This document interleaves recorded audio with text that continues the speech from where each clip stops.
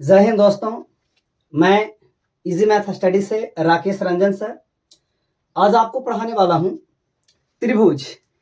ये 10वीं क्लास का और 9वीं क्लास का बहुत ही महत्वपूर्ण चैप्टर है। बहुत सारे बच्चे इसमें गड़बड़ाते हैं।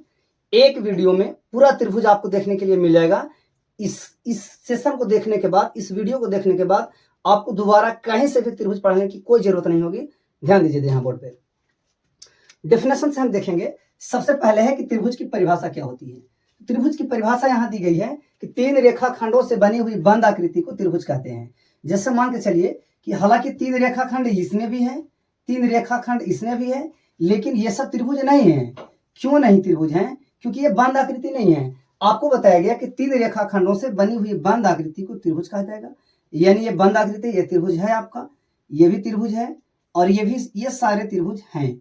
तो तीन रेखाखंडों से बने हुए बंद आकृति को त्रिभुज कहा जाता है। ये आप समझ गए होंगे। इसके बाद हम लोग आइए देखते हैं त्रिभुज से संबंधित महत्वपूर्ण तथ्य, यानी त्रिभुज से रिलेटेड तथ्य क्या है वो देखेंगे। फर्स्ट ऑफ ऑल हम लोग देखेंगे, जैसे मान के चलिए कि ये कोई त्रिभुज है, ये कोई त्रिभुज है जी, जिसका नाम है PQR। PQR नाम का कोई त्रिभुज है। तो त्रिभुज में है क्या कि अगर तीन कोण हैं, त्रिभुज में तीन कोण होते हैं, त्रिभुज के तीनों कोणों का जो योग होता है वो होता है 180 डिग्री। यानी यहां हो जाएगा angle P plus angle Q plus angle R is equal to 180 degree. ये पहला तथ्य, महत्वपूर्ण तथ्य आएगा कि त्रिभुज के तीनों कोणों का योग 180 डिग्री होता है। इसके बाद देखेंगे आप, त्रिभुज के तीनों कोणों का योग 180 डिग्री समझ गए। मान के चलिए कि अगर त्रिभुज होता ABC कोई त्रिभुज होता, अगर ABC कोई त्रिभुज होता तो होता यहाँ पर कि angle A plus angle B plus angle C is equal to 180 degree. ये कंटेंट निकल के आता पहले महत्वपूर्ण तथ्य से। दूसरा तथ्य देखेंगे आप कि किसी भी दो भुजा का योग तीसरी भुजा से बड़ी होती है। जैसे मान के चलिए कि कभी कभी एग्जाम में पूछता है, कंपटीशन वगैरह का, कि 2, 3, 4 मिल करके एक त्रिभुज बना सकता है कि नहीं। ये जो है त्रिभुज का भुजा हो सकता है कि नहीं। 2, 3, 4 मिल करके एक त्रिभुज का भुजा हो सकता है कि नहीं, ऐसा प्रश्न एग्जाम में पूछा जाता है। तो इसको बनाने की जरूरत नहीं है, आप ऐसे जोड़ कर पता लगा सकते हैं। जैसे इन दोनों भुजा को जोड़िए, 2 और 3, तो 2 और 3 मिलकर के 5 होता है जो कि इससे बड़ा है। 3 और 4 मिलकर के 7 होता है जो कि इससे बड़ा है। यानी कि इसको से त्रिभुज बनाया जा सकता है। यानी 2, 3, 4 किसी त्रिभुज का भुजा हो सकता है। ठीक है जी। अगर यही आपसे पूछा जाता कि 2, 3 एवं 6, 2, 3 एवं 6 ये मिल करके 2, 3, 6 किसी त्रिभुज का भुजा हो सकता है कि नहीं, यानी 2 मीटर, 3 मीटर, 6 मीटर मिल करके एक त्रिभुज बना सकता है कि नहीं। तो आइए हम लोग चेक करते हैं। जैसे 2 और 3 जोड़ करके 5 हो रहा है जो कि इससे छोटा है। हमारा होना क्या चाहिए कि किसी भी दो भुजा को जोड़ने के बाद तीसरी भुजा से बड़ा होना चाहिए। यहाँ 2 और 3 जोड़ करके 5 आ रहा है जो कि 6 से छोटा है, यानी ये त्रिभुज नहीं बनाएगा। ऐसे भी ठीक है जी। अगर इसी में सवाल पूछा जाता कि 3 मीटर, 4 मीटर और 5 मीटर मिलकर के एक त्रिभुज का निर्माण करेगा कि नहीं, डेफिनेटली करेगा। जैसा आप जोड़ के देख लीजिए, 4 और 3 7 जो कि 5 से बड़ा है, 4 और 5 9 जो कि 3 से बड़ा है, 3 और 5 8 जो कि 4 से बड़ा है। यानी किसी भी दो भुजा को जोड़ करके तीसरी भुजा से वो बड़ा होना चाहिए। अगर ऐसा है तो वो त्रिभुज का निर्माण करेगा, वो त्रिभुज का भुजा होगा। तीसरे नंबर में आप देखेंगे कि लिखा हुआ है कि किसी भी दो भुजा का अंतर तीसरी भुजा से छोटा होना चाहिए। जैसे मान के चलिए कि अगर त्रिभुज का भुजा दिया हुआ है 3, 4, 5, तो आप देखेंगे त्रिभुज के किसी भी दो भुजा को आप घटाएंगे, अंतर का मतलब घटा होता है। त्रिभुज के किसी भी दो भुजा को आप घटाएंगे वो डेफिनेटली तीसरी भुजा से छोटी होती है। जैसे 5 में से आप 3 घटाइए, 5 और 3 का अंतर होता है 2। 5 में से 3 घटाएंगे 2 आएगा जो कि 4 से छोटा है। 4 में से 3 घटाएंगे जो कि 1 आएगा जो कि आपको 5 से छोटा है। 5 में से 4 घटाएंगे ये भी 1 आएगा जो कि 3 से छोटा है। यानी किसी भी दो भुजा को आप घटाएंगे तो वो तीसरी भुजा से छोटा होना चाहिए। ऐसा अगर है तो वो त्रिभुज का भुजा है, वो त्रिभुज का निर्माण करेगा। चौथे नंबर पर आप देखेंगे कि किसी एक भुजा को बढ़ाने से बना बहिर्ष्ठ कोण सुदूर अंतर अभिमुख कोणों के योग के बराबर होता है। थोड़ा इसको समझेंगे आप। जैसे मान के चलिए कि ये कोई त्रिभुज है, ठीक है जी, इसके एक कोण को हम बढ़ा देते हैं, एक भुजा को, सॉरी, ये त्रिभुज है ABC और इसको हम P तक बढ़ा करके ले जाते हैं। तो बाहर ये जो एंगल बन रहा है, बाहर ये जो एंगल बन रहा है, ये जो बाहर एंगल बन रहा है, मान चलिए कि X बन रहा है, तो एंगल X बराबर जो होगा वो पड़ोसी को छोड़ करके बाकी दो कोणों को योग के बराबर होगा। यानी angle A plus angle B के योग के बराबर होगा। इसको बोलते हैं बहिष्य कोण। बाहर बनने वाला जो कोण होता है इसको हम लोग बोलते हैं बहिष्य कोण, और इसको, ये तो पड़ोसी कोण है, इसको कहा जाता है आसन्न कोण। हालांकि इसका कोई मैटर यहाँ पे नहीं है, ये इसको आसन्न कोण बोलते हैं। लेकिन बहिष्य कोण जो होता है वो अंतः सुदूर अभिमुख कोणों के योग के बराबर होता है। जब किसी त्रिभुज की भुजा को बढ़ाया जाता है तब वो पड़ोसी छोड़ जाता है और दूर वाले एंगल को जोड़ जाता है। इस तरीके से हम बताएंगे कि यदि किसी त्रिभुज की भुजा को बढ़ाया जाता है तो बना बहिष्य कोण सुदूर अंतः अभिमुख कोण के योगफल के बराबर होता है। ये था आपका चौथा पॉइंट, मे भी आप समझ गए होंगे। आइए देखते हैं पांचवें नंबर में। पांचवें नंबर में है कि किसी त्रिभुज की जितनी भुजाएं बराबर होती है उतनी उसकी कोण बराबर होती है। जैसे मान के चलिए कि ये कोई त्रिभुज है और ये त्रिभुज है जिसकी दो भुजा बराबर है। मान के चलिए ये भुजा और ये भुजा बराबर है और इसका नाम है त्रिभुज का PQR। अगर त्रिभुज की दो भुजा बराबर है तो इसके दोनों संगत कोण आपस में बराबर होते हैं। इसके सम्मुख कोण आपस में बराबर होते हैं। इसके सम्मुख ये वाला एंगल हो जाएगा और इसके सम्मुख ये वाला एंगल हो जाएगा। अगर किसी त्रिभुज की दो भुजा बराबर है तो उसका दो कोण भी बराबर होगा। ये इस नियम में ये बताया जाता है। मान के चलिए कि अगर कोई त्रिभुज है जिसका नाम है ABC, अगर कोई त्रिभुज ABC है और इसका तीनों भुजा परस्पर बराबर है तो तीनों एंगल भी आपस में बराबर होंगे। अगर किसी त्रिभुज की तीनों भुजा आपस में बराबर है तो तीन एंगल भी आपस में बराबर होगा। यदि किसी त्रिभुज का दो भुजा बराबर है तो दो कोण भी बराबर होगा। यदि किसी त्रिभुज का तीन भुजा बराबर है तो तीनों कोण भी आपस में बराबर होता है, ऐसा इसमें कहा गया। आगे आप देखेंगे जस्ट इसी का उल्टा ये कहा गया कि किसी त्रिभुज की जितने कोण बराबर होती है उतनी ही उसकी भुजाएं भी बराबर होती है। मान के चलिए कि इसमें कोण बराबर दिया हुआ है। मान के चलिए कि एक त्रिभुज दिया हुआ है, ऐसे एक त्रिभुज है जी जिसका तीनों कोण आपस में बराबर है। ऐसा दिया हुआ है कि तीनों कोण आपस में बराबर हैं। अगर तीनों कोण आपस में बराबर है तो कंफर्म है कि इसकी तीनों भुजाएं भी परस्पर बराबर होगी इस नियम से। बुझा क्या? अगर मान के चलिए कि कोई त्रिभुज है जिसकी तीनों भुजाएं तीनों कोण ना बराबर होकर के केवल दो कोण बराबर हैं। अगर दो कोण बराबर हैं तो इसका दो भुजा भी आपस में बराबर होगा। इसका दो भुजा भी आपस में बराबर होगा। इसके सामने वाली ये वाला भुजा और इसके सामने वाली ये वाला भुजा बराबर होता है। इसके सामने वाला ये वाला भुजा और इसके सामने वाला ये वाला भुजा बराबर होता है। अगर तीनों कोण बराबर होता, मान के चलिए कि ये त्रिभुज होता, इसका त्रिभुज है जिसका तीनों कोण में भी बराबर होता तो तीनों भुजा भी आपस में बराबर होता। अगर तीनों कोण इसमें बराबर दिया हुआ है तो तीनों भुजा भी आपस में बराबर होंगे। यदि किसी त्रिभुज के तीन गो कोण बराबर है तो तीन गो भुजा बराबर होगा, तीन गो भुजा बराबर है तो तीन गो कोण बराबर होगा। आगे आइए हम लोग देखते हैं। हालांकि और भी छोटे छोटे चीजें हैं, आगे देखेंगे। एक अगला पॉइंट में आपको कहा गया है कि त्रिभुज के किसी भी तरीके से निकाला गया क्षेत्रफल परस्पर बराबर होता है। त्रिभुज के क्षेत्रफल के दो तीन फॉर्मूले, जनरल फॉर्मूले हैं। जैसे एक फॉर्मूला होता है 1/2 गुने आधार गुने ऊंचाई। एक और फॉर्मूला होता है √3/4 गुने भुजा स्क्वायर। एक और फॉर्मूला होता है हीरोन सूत्र से √S into S minus A into S minus B into S minus C। तो त्रिभुज के ये तीन फॉर्मूला है। ये समकोण त्रिभुज के क्षेत्रफल निकालने के लिए फॉर्मूला है, ये समबाहु त्रिभुज के क्षेत्रफल निकालने के लिए फॉर्मूला है, और ये आपके किसी भी त्रिभुज के क्षेत्रफल निकालने के लिए फॉर्मूला है।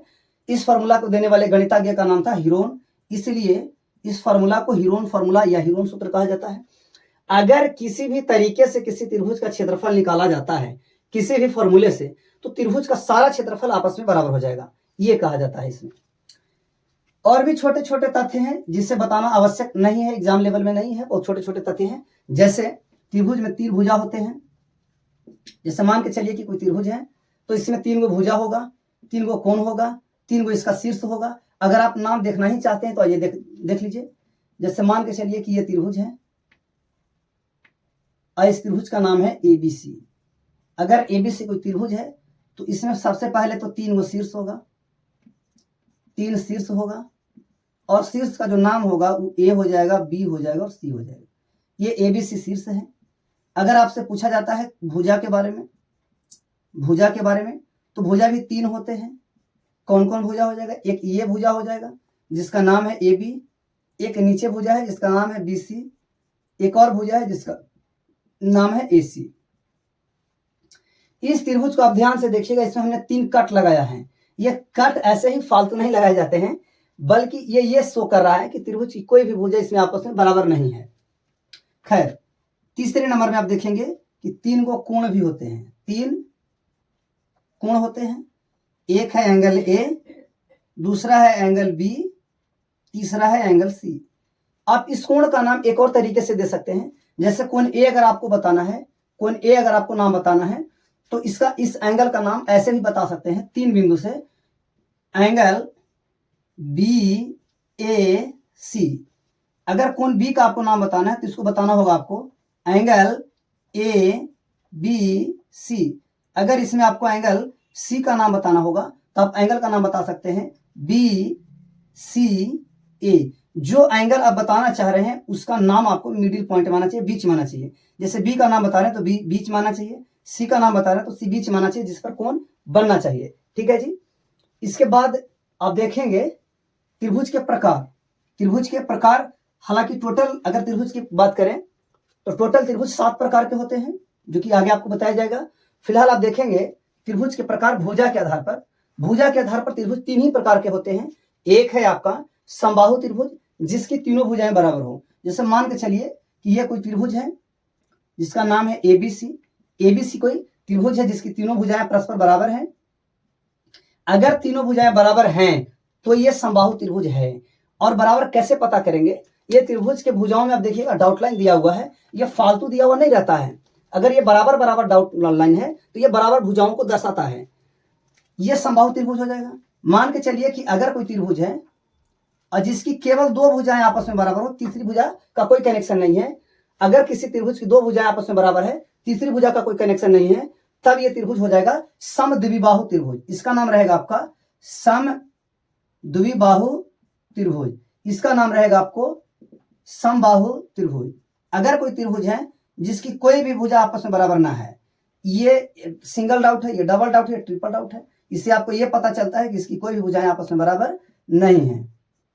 मान के चलते हैं कि PQR कोई त्रिभुज है जिसकी कोई भी भुजाएं बराबर आपस में नहीं है। अगर किसी त्रिभुज की कोई भी भुजा आपस में बराबर ना हो तब हम लोग उसको बोलते हैं विषम बाहु त्रिभुज। इसका नाम आपका हो जाएगा विषम बाहु त्रिभुज। तो फ्रेंड्स, थोड़ी देर पहले हम आपको बताए थे कि यदि किसी त्रिभुज की जितनी भुजाएं बराबर होती है उतनी ही उसकी कोण बराबर होती है। अभी आपने देखा कि समबाहु त्रिभुज की तीनों भुजाएं आपस में बराबर है, इसका मतलब इसको तीनों एंगल भी आपस में बराबर होगा। इसके बाद आपने देखा कि समद्विबाहु त्रिभुज में 2 गो भुजा इसमें बराबर है, तो इसका 2 गो कोण भी आपस में बराबर होगा। इसमें देखें आप विषम बाहु त्रिभुज में कि इसका कोई भी भुजा आपस में बराबर नहीं है, इसका मतलब इसका कोई भी कोण आपस में बराबर नहीं होगा। इसके बाद हम लोग देखेंगे कोण के आधार पर त्रिभुज के प्रकार। ठीक है, पीछे थोड़ी देर पहले हम लोगों ने देखा था भुजा के आधार पर त्रिभुज को। अभी आगे हम लोग उसी चैप्टर को कंटिन्यू करेंगे। इसमें आप देखेंगे कोण के आधार पर त्रिभुज। कोण के आधार पर जो त्रिभुज होते हैं वो 3 प्रकार के होते हैं। कोण के जो आधार पर त्रिभुज होते हैं तो वो 3 प्रकार के होते हैं। एक होता है आपका समकोण त्रिभुज। हालांकि ये 4 चीजें जो है पहले से बोर्ड पर प्रिंटेड है ताकि आपको लिखने में दिक्कत ना हो और ज्यादा लंबा वीडियो भी ना हो। ठीक है जी। तो समकोण त्रिभुज किसको कहते हैं? समकोण का मतलब आप समझिए सीधा कोण। समकोण का मतलब सीधा कोण होता है जी। अगर ये एंगल आप देखेंगे ये टेढ़ा कोण है, इसको हम लोग समकोण नहीं बोलेंगे। ये भी कोण पीछे की ओर झुका हुआ यानी टेढ़ा है, इसको भी हम लोग समकोण नहीं बोलेंगे। लेकिन अगर इस त्रिभुज की आप बात करेंगे तो यहां पर देखिएगा एक एंगल बन रहा है जो कि बिल्कुल सीधा बन रहा है, और सीधा बनने वाले एंगल को ही हम लोग बोलते हैं समकोण। और वैसा त्रिभुज जिसमें कोई एक कोण अगर समकोण बनता है तो उसको हम लोग बोलते हैं समकोण त्रिभुज। तो इस प्रकार के त्रिभुज को कहा जाएगा समकोण त्रिभुज। वैसा त्रिभुज जिसका कोई एक कोण समकोण हो उसे कहा जाएगा समकोण त्रिभुज। ठीक है जी। आइए समकोण त्रिभुज के बाद हम लोग देखेंगे अधिक कोण त्रिभुज। समकोण त्रिभुज के बाद आइए हम लोग देखते हैं अधिक कोण त्रिभुज। अधिक कोण त्रिभुज है क्या? जैसे मान के चलिए कि ये सीधा कोण है, अगर ये सीधा होता तो समकोण होता, लेकिन अगर इसको हम लोग पीछे की ओर झुकाते हैं तो ये कहीं ना कहीं सीधा एंगल से ये ज्यादा एंगल बन रहा है, यानी बड़ा एंगल बन रहा है। अगर ये बड़ा एंगल बन रहा है इसका मतलब कि यहाँ पर जो एंगल बन रहा है इस एंगल को बोलते हैं अधिक कोण। और वैसा त्रिभुज जिसका कोई एक कोण अधिक कोण हो उसे हम लोग बोलते हैं अधिक कोण त्रिभुज। ठीक है जी। अधिक कोण त्रिभुज के बाद हम लोग देखेंगे न्यून कोण त्रिभुज। अधिक कोण त्रिभुज के बाद हम लोग देखेंगे न्यून कोण त्रिभुज। न्यून कोण त्रिभुज में क्या है कि जैसे मान के चलिए कि अगर ये कोण सीधा होता तो हम लोग ये कहते कि समकोण है, यानी 90 डिग्री का है। और इसी को अगर हम लोग आगे झुका देंगे तो आप देखेंगे कि ये जो 90 हो रहा था इससे कहीं ना कहीं कम है, यानी 90 से कम है। और कम वाले कोण को बोलते हैं न्यून कोण। न्यून का मतलब होता है छोटा, यानी 90 से छोटा कोण, यानी वैसा कोण जिसका तीनों कोण न्यून कोण हो उसे हम लोग बोलते हैं न्यून कोण त्रिभुज। उसे हम लोग क्या बोलते हैं जी? न्यून कोण त्रिभुज। कोण के आधार पर त्रिभुज देखने के बाद हम लोग देखेंगे एक ऐसा भी त्रिभुज है जिसमें कोण एवं भुजा दोनों के आधार पर उसको बांटा गया है, जिसका नाम है समकोण समद्विबाहु त्रिभुज। इसका नाम है जी समकोण समद्विबाहु, समकोण समद्विबाहु त्रिभुज। समकोण का मतलब हम अभी आपको बताएं कि सीधा कोण होना चाहिए। अगर ये सीधा कोण है तब ये समकोण है। अगर इस तरह का त्रिभुज है ये तो समकोण नहीं होगा। अगर इस तरह का भी त्रिभुज है तो ये भी समकोण त्रिभुज नहीं होगा। ये ऊपर वाला आपको समकोण त्रिभुज है। समकोण होने के साथ साथ इसका समद्विबाहु होना चाहिए। सम का मतलब होता है बराबर, द्वि का मतलब होता है दो, और बाहु का मतलब होता है भुजा और कोण। तो वैसे त्रिभुज जिसकी दो भुजाएं बराबर हो, ऐसे इसका एग्जैक्ट डेफिनेशन की अगर हम बात करें तो वैसा त्रिभुज जिसका कोई एक कोण समकोण हो और समकोण बनाने वाली भुजाएं, जो भुजाएं समकोण बना रही है ये भुजाएं परस्पर बराबर हों। वैसी त्रिभुज जिसका कोई एक कोण समकोण हो और समकोण बनाने वाली भुजाएं ये परस्पर बराबर हो उसे हम लोग बोलते हैं समकोण समद्विबाहु त्रिभुज। समकोण समद्विबाहु त्रिभुज आप चाहें तो नोट कर सकते हैं, अन्यथा की स्थिति में आपको पहले से बोर्ड पर प्रिंटेड है, आप उसका स्क्रीनशॉट ले सकते हैं, बाद में नोट कर लीजिएगा। ठीक है जी। इसके बाद हम लोग देखेंगे कि डायरेक्ट फोटो देख करके आप कैसे पता लगाएंगे कि कौन सा त्रिभुज किस प्रकार का है। जैसे मान के चलिए कि अगर ये त्रिभुज दिया हुआ है, अगर ये त्रिभुज दिया हुआ है और ये भुजा और कोण किसी को इंडिकेट नहीं करता है तो आप ऐसे अंदाजा लगाएंगे कि ये न्यून कोण है, ये भी न्यून कोण है और ये भी न्यून कोण है। अगर ये तीनों कोण न्यून कोण है तो इस त्रिभुज का नाम ही आप रखेंगे न्यून कोण त्रिभुज। क्या नाम बताएंगे जी? न्यून कोण त्रिभुज। इसके बाद हम लोग देखेंगे अधिक कोण त्रिभुज। अगर मान के चलिए कि इसका एक एंगल अधिक कोण है, अगर एक कोण इसका अधिक कोण है तो आप डायरेक्ट इसका बोलिए अधिक कोण त्रिभुज। जिसका एक कोण ऑलरेडी अधिक कोण हो उसको हम लोग बोलेंगे अधिक कोण त्रिभुज।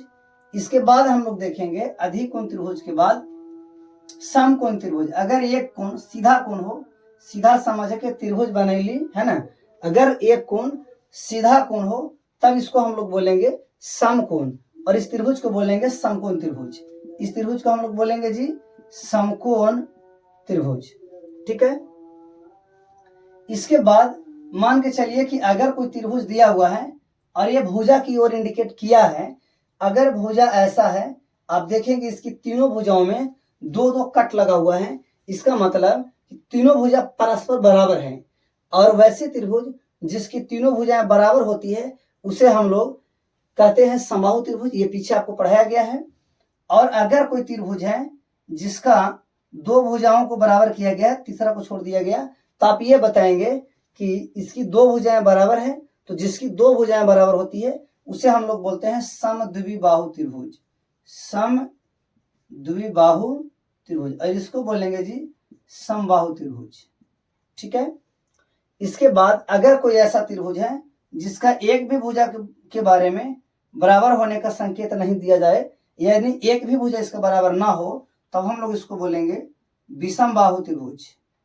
विषमबाहु त्रिभुज। ठीक है, डन। इसके बाद हम लोग देखेंगे कुछ महत्वपूर्ण परिभाषिक शब्द। इसमें आपको सबसे पहले देखने के लिए मिलेगा, ये बहुत ही इंपॉर्टेंट चीजें हैं, बच्चे अक्सर इसमें घबराते रहते हैं, गड़बड़ाते रहते हैं। सबसे पहले आप देखेंगे मध्यिका। आइए हम आपको बताते हैं कि मध्यिका क्या होता है। तो मान के चलिए कि कोई त्रिभुज है, त्रिभुज के तीन शीर्ष होते हैं। ये मान के चलिए कि P शीर्ष है, Q भी एक शीर्ष है और R भी शीर्ष है।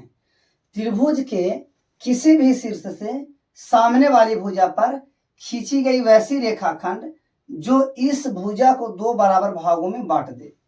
त्रिभुज के किसी भी शीर्ष से सम्मुख भुजा पर खींची गई वैसी रेखाखंड जो सम्मुख भुजा को दो बराबर भागों में बांट दे, उस रेखाखंड को हम लोग बोलते हैं मध्यिका। यानी यहाँ मध्यिका जो है आपका एक पीएक्स मध्यिका हो जाएगा। यहाँ पर यहाँ जो है पीएक्स आपका मध्यिका का काम करेगा। मान के चलिए कि आर से एक रेखाखंड जाती है इस तरीके से ऐसे, और ये जो भुजा पीक्यू है इसको दो इक्वल भागों में बांट देती है। तो त्रिभुज के किसी भी शीर्ष से सम्मुख भुजा पर खींची गई वैसी रेखाखंड जो उस भुजा को दो बराबर भागों में बांट दे, उसको हम लोग मध्यिका बोलेंगे। इसका मतलब आर से लेकर के वाई यानी आर वाई भी एक तरह का मध्यिका होगा। अगर क्यू से एक मध्यिका इस तरीके से खींचा जाए जो इस भुजा को दो बराबर भागों में बांट दे, तो ये भी एक मध्यिका का काम करेगा, जिसका हम लोग नाम दे देंगे क्यू जेड। यानी इस प्रकार से अभी आप देख रहे हैं कि त्रिभुज की जिस तरीके से तीन भुजा होते हैं, तीन शीर्ष होते हैं, उसी प्रकार से यहाँ तीन मध्यिका भी होगा। यहाँ पर क्या हो जाएगा, तीन मध्यिका हो जाएगा। इसके बाद आप देखेंगे मध्यिका के बाद आपको देखने के लिए मिल जाएगा कोण, शीर्षलंब या ऊंचाई। शीर्षलंब या ऊंचाई आप ध्यान से देखेंगे, त्रिभुज के किसी भी शीर्ष से सम्मुख भुजा पर खींची गई वैसी रेखाखंड जो इस भुजा को बांटता नहीं हो बल्कि लंब हो इस भुजा पर, बल्कि उस भुजा पर क्या हो, लंब हो, यानी समकोण बनाता हो, इस भुजा को हम लोग बोलते हैं शीर्षलंब। इस भुजा को हम लोग क्या बोलेंगे, यहाँ अगर लंब बनेगा तब इसी भुजा यानी जो पीएक्स भुजा है, जो आरवाई भुजा है और जो क्यूजेड भुजा है, ये तीनों को हम लोग शीर्षलंब बोलेंगे, जिसको कभी कभी ऊंचाई भी बोलते हैं। ऊंचाई इसी का नाम है, शीर्षलंब या ऊंचाई हम लोग इसी को कहते हैं जी। इसके बाद हम लोग देखेंगे कोण समद्विभाजक। कोण समद्विभाजक में क्या है, फिगर लगभग वैसा ही रहेगा। आप इसमें क्या देखेंगे कि मान के चलिए कि पी क्यू आर कोई त्रिभुज है। त्रिभुज के किसी भी शीर्ष से सामने वाली भुजा यानी सम्मुख भुजा पर खींची गई वैसी रेखाखंड जो इस भुजा को दो बराबर भागों में ना बांटे, भुजा पर लंब न हो, बल्कि जिस शीर्ष से चला हो उस शीर्ष को दो बराबर भागों में बांट दे, उस कोण को दो बराबर भागों में बांट दे, उसको बोलते हैं कोण समद्विभाजक। इस तरीके की रेखाखंड को बोलते हैं कोण समद्विभाजक। अगर हम यहाँ कोण समद्विभाजक की बात करें, अगर हम यहाँ कोण समद्विभाजक की बात करें तो यही तीन रेखाखंड, नए रेखाखंड जो पीएक्स है, जो आरवाई है, जो क्यूजेड है, यही आपका काम करेगा कोण समद्विभाजक का। आइए आगे और देखेंगे, ठीक है जी।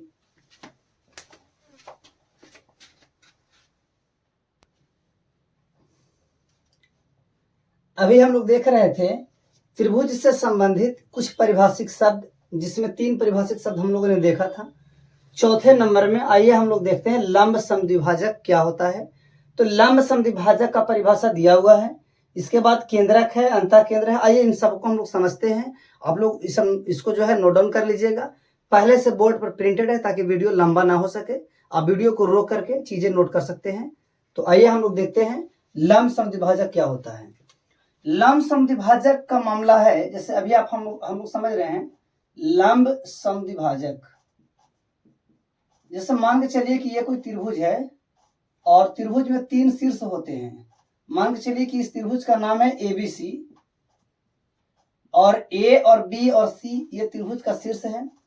तो त्रिभुज के किसी भी शीर्ष से सम्मुख भुजा पर खींची गई वैसी रेखाखंड जो दो कंडीशन को फॉलो करे, एक तो इस पे लंब हो और दूसरी इस भुजा को दो बराबर भागों में बांट दे, तब ये जो भुजा होगी, ये जो नई भुजा होगी, इसको हम लोग बोलेंगे लंब समद्विभाजक। और ये बी से अगर हम लोग खींचते हैं तो ये एसी पर लंब होना चाहिए और यहाँ जो है इसको दो बराबर भागों में भी बांटना चाहिए। सी से भी एक खींचा जा सकता है जो कि यहाँ पर लंब भी होना चाहिए और इसको दो बराबर भागों में बांटा भी जाना चाहिए। तो त्रिभुज के किसी भी शीर्ष से सम्मुख भुजा पर खींची गई वैसी रेखाखंड जो उस भुजा को दो बराबर भागों में बांट दे एवं सम्मुख भुजा पर लंब हो, उसको हम लोग बोलते हैं लंब समद्विभाजक। इसके बाद और महत्वपूर्ण चीजें हैं, उसको आइए हम लोग समझते हैं। सबसे पहले आप देखेंगे केंद्रक। आइए हम देखते हैं कि केंद्रक क्या होता है।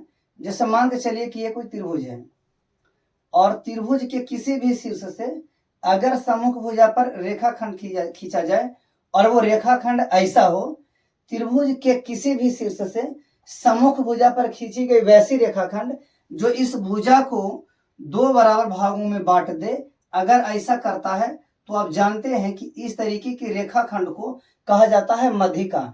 यानी कि त्रिभुज में तीन मध्यिका हो सकता है, ये भी एक मध्यिका है, ये भी एक मध्यिका है और ये भी एक मध्यिका है। और तीनों मध्यिकाएं जहां पर कटती है तो मध्यिकाओं का जो कटान बिंदु है इसी को हम लोग केंद्रक बोलते हैं। यहाँ अगर मध्यिकाओं के कटान बिंदु को पी कहा जाए तो पी जो है यहाँ पर केंद्रक का काम करेगा। आई होप आप समझ रहे होंगे और आप नोट डाउन भी कर सकते हैं। तो केंद्रक के बाद आइए हम लोग देखेंगे अंतः केंद्र। आइए हम समझते हैं कि अंतः केंद्र क्या होता है। अंतः केंद्र क्या होता है, तो मान के चलिए अभी आप देख रहे थे कि एक त्रिभुज है और त्रिभुज के तीन शीर्ष होते हैं। त्रिभुज के तीन शीर्ष होते हैं। शीर्षों से अगर सामने वाली भुजा पर, मेरा मतलब सम्मुख भुजा पर वैसी रेखाखंड खींची जाए जो कि कोण समद्विभाजक हो। ये आपका होना चाहिए जी, कोण समद्विभाजक होना चाहिए। ठीक है जी, कोण समद्विभाजक होना चाहिए, कोण समद्विभाजक होना चाहिए। तो ये जो लाइन है इसको हम लोग कोण समद्विभाजक बोलते हैं, क्योंकि कोण को काट रहा है। और कोण समद्विभाजक जहां पर कटते हैं उस बिंदु को, मेरा मतलब कोण समद्विभाजकों का जो कटान बिंदु होता है उस कोण समद्विभाजकों के कटान बिंदु को कहते हैं, अगर इसका पी नाम दे दिया जाए तो यहाँ जो पी होगा वो अंतः केंद्र का काम करेगा। यानी कोण समद्विभाजकों के कटान बिंदु को अंतः केंद्र कहा जाता है। ठीक है जी। आइए अंतः केंद्र के बाद हम लोग समझेंगे लंब केंद्र। आइए हम लोग देखते हैं कि अगला में लंब केंद्र क्या है।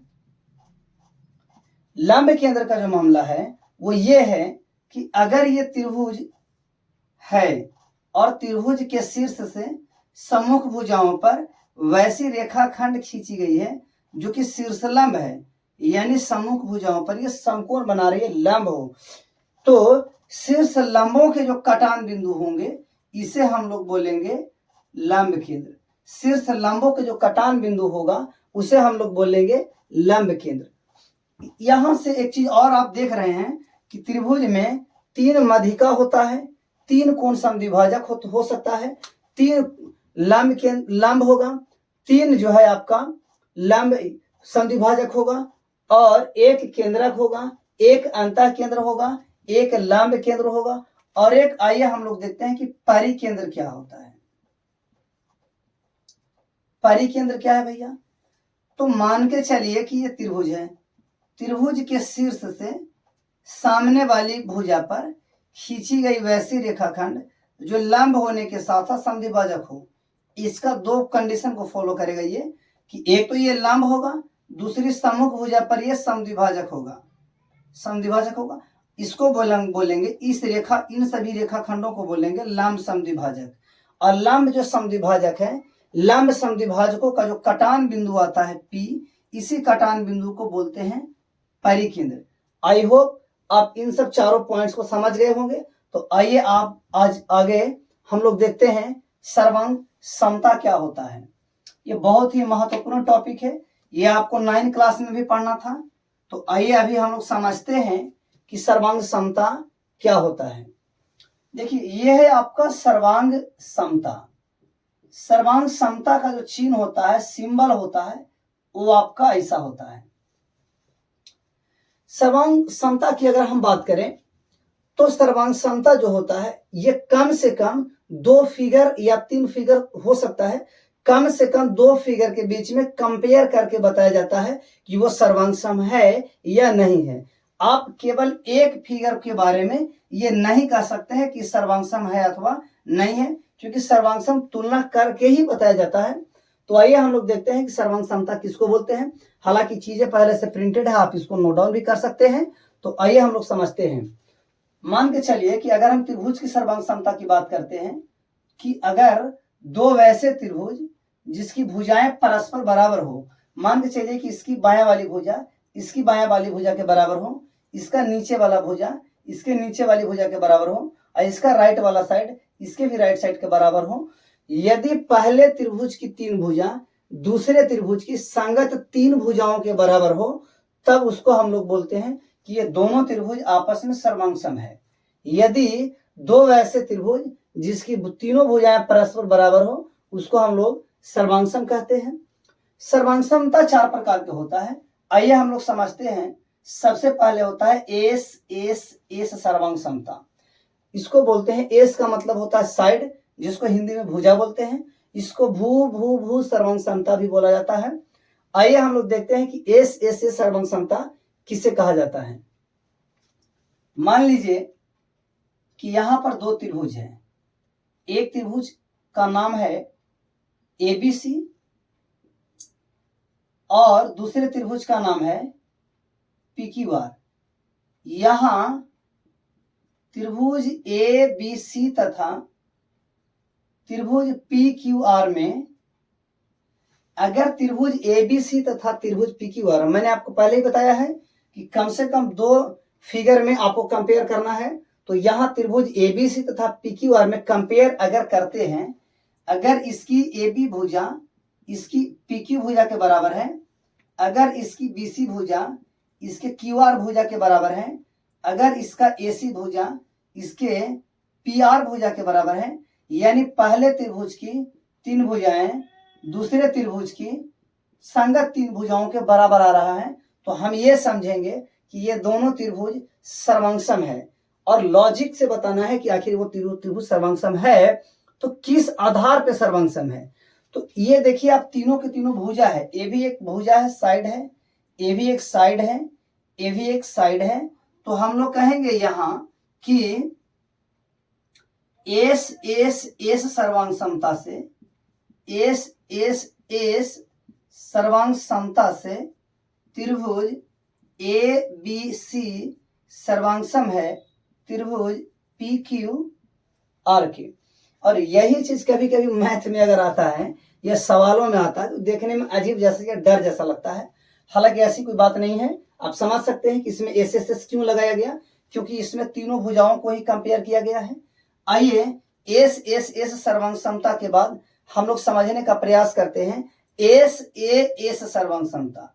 हालांकि आप नाम से भी देख सकते हैं कि किनारे किनारे साइड है यानी भुजा है और बीच में कोण है। इसे भी ये कहा जाता है कि अगर 2 त्रिभुज है, अगर कोई 2 त्रिभुज है तो 2 त्रिभुजों में आपको कंपेयर इस तरीके से करना कि मान के चलिए कि पी क्यू आर और ए बी सी 2 आपके त्रिभुज हैं।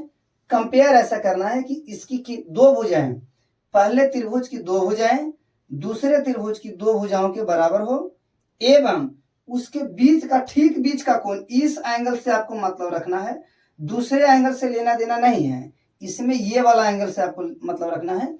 मतलब यदि पहले त्रिभुज की कोई 2 भुजा एवं ठीक उसके बीच का कोण दूसरे त्रिभुज के 2 भुजा एवं ठीक उसके बीच का कोण के परस्पर बराबर हो, तब हम ये समझेंगे कि ये दोनों त्रिभुज सर्वांगसम है। और सर्वांगसमता का लॉजिक लगेगा एस ए एस। चलिए ये देखते हैं कि यहां त्रिभुज पी क्यू आर, पहले पी क्यू है तो पी क्यू आर ले लेंगे, तथा त्रिभुज आपको करना है कंपेयर ए बी सी में। आइए ऊपर देखते हैं हम लोग। यहां बात अगर कहा जाए किया जाए तो पहले त्रिभुज की पी क्यू भुजा दूसरे त्रिभुज के ए बी भुजा के बराबर है, ये एक एस होगा क्योंकि साइड होगा। अच्छा, बीच में एक एंगल भी बराबर है, इसका एंगल क्यू इसके एंगल बी के बराबर है, यानी एक इसका एंगल भी बराबर है। और अगर भुजा की बात करें तो इसका भुजा क्यू आर इसके भुजा बी सी के बराबर है, ये एक ए साइड की बात करेगा। इसका मतलब ये दोनों त्रिभुज सर्वांगसम तो है, और आपको लॉजिक बताना चाहिए कि आखिर कौन से लॉजिक से ये दोनों त्रिभुज सर्वांगसम होंगे। तो इसमें लग जाएगा लॉजिक, तो एस ए एस सर्वांग समता से त्रिभुज पी क्यू आर सर्वांगसम होगा त्रिभुज ए बी सी का। आई होप कि मैं समझता हूं कि आप इतना समझ रहे होंगे। मान के चलिए कि अगर आपको ये समझ में नहीं आया तो आइए आगे देखते हैं। आगे आने वाले सवालों को आप समझते चलेंगे।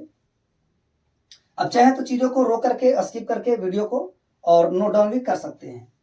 आइए आगे हम लोग देखेंगे ए सर्वांग समता। ए सर्वांग समता। आप नाम से समझ सकते हैं, समझने का प्रयास कर सकते हैं कि किनारे किनारे भी इसमें एंगल की बात किया गया है और ठीक उसके बीच में एक भुजा की बात की गई है। यानी दो वैसे त्रिभुज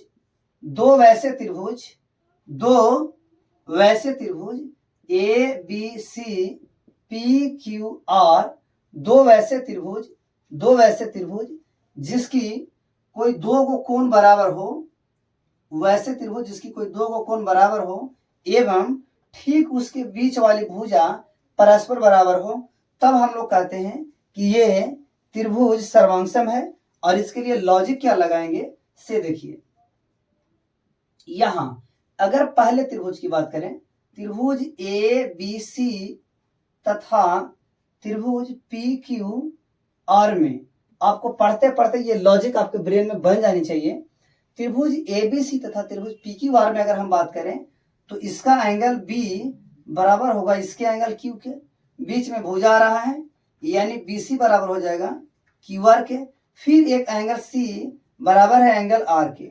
ये आपके साइड का काम करेगा, ये आपका एंगल का काम करेगा, ये साइड का काम करेगा और ये फिर से एंगल का काम करेगा। एंगल बोले तो कोण, साइड बोले तो भुजा।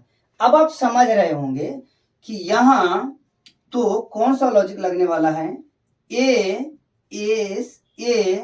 सर्वांग समता से हम ये कहेंगे कि त्रिभुज ए बी सी सर्वांगसम होगा त्रिभुज पी क्यू आर के। इस तरीके से आपको समझते चलना है, समझना है। ठीक है जी। केवल एक और त्रिभुज सर्वांग समता बच गया है, आरएचए सर्वांग समता। आइए हम लोग वो भी देख लेते हैं कि आखिर आरएचएस सर्वांग समता होता क्या है। आइए हम लोग देखते हैं आरएचएस सर्वांग समता। इसका मतलब होता है राइट हाइपोटेनस साइड। आप ये समझिए डायरेक्ट, ये जो है समकोण त्रिभुज में लगने वाला है। यानी दो वैसे समकोण त्रिभुज जिसका कर्ण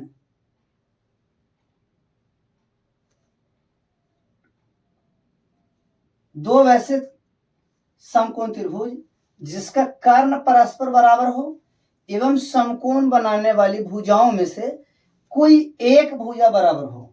और यह समकोण तो होगा ही। यहां हम लोग ले लेंगे, यहां मान के चलिए कि इस त्रिभुज का नाम है आरजेडी और इस त्रिभुज का नाम है बीजेपी। तो यहां ले लेंगे